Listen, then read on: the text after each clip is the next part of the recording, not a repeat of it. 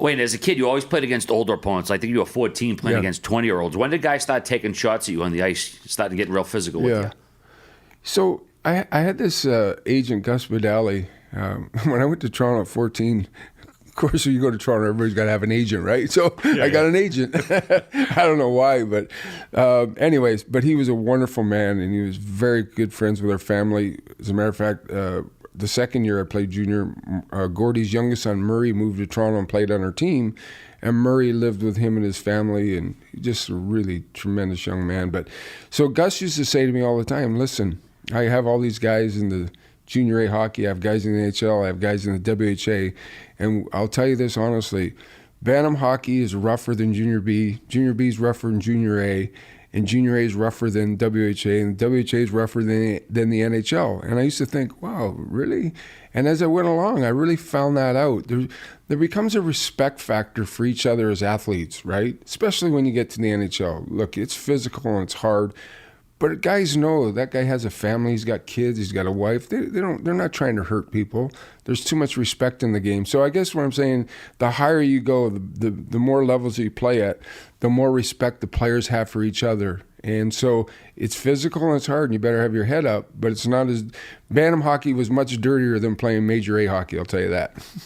And what year, so you wanted number 9, but it wasn't available. What year was that? And that's when 99 became your number? So Sault Ste. Marie, I played 2 years of Junior B in Toronto. I wore number 9, for obvious reasons, Gordy.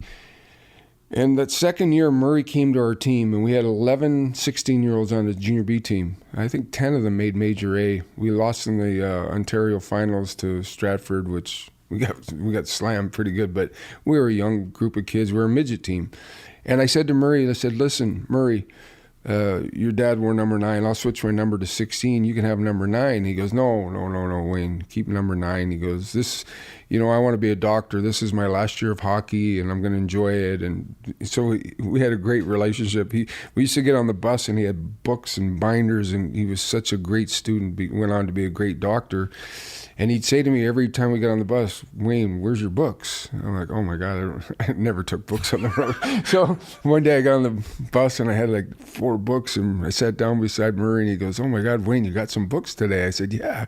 He goes, let me see, what do you got? Math, English, what do you got? I go, Gordy Howe, how to play hockey. Gordy Howe, hockey my way. I said, you want to be a doctor? I want to be a hockey player. He just started laughing so hard. So anyway, I got drafted by the Sioux, and I'm up there. And I got off to a really good start. In the first 6 games, I had like 21 points or something, and I was playing really well. And I didn't like my number. I think I was wearing number 19. And I went into the coach, or 14, might have been 14. I went into the coach and I said, listen, can I switch my number? Because I got some guts because I was playing pretty good. He goes, yeah, what number do you want? I go, he goes, you want this number or that number? I go, no. And he's getting frustrated. Because the number I wanted was number 16, but Arthur Rutland, who went on to play in Vancouver, wore 16 the year before, and I'm not going to take his number, and nor did he want to give it up.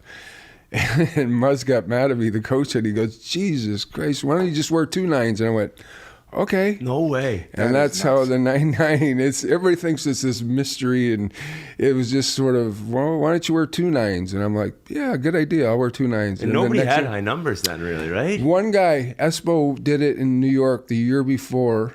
He wore 77. I remember everybody thinking, God, that's a silly number, right? Like if you went to training camp and they gave you a number 42, you know you're not staying on the team. Au contraire. 67. I had 67 and somehow made it, Wayne. And we used to sit there and go, just don't give me a number between 1 and 29. You didn't want 30 either. 30 was a bad number too.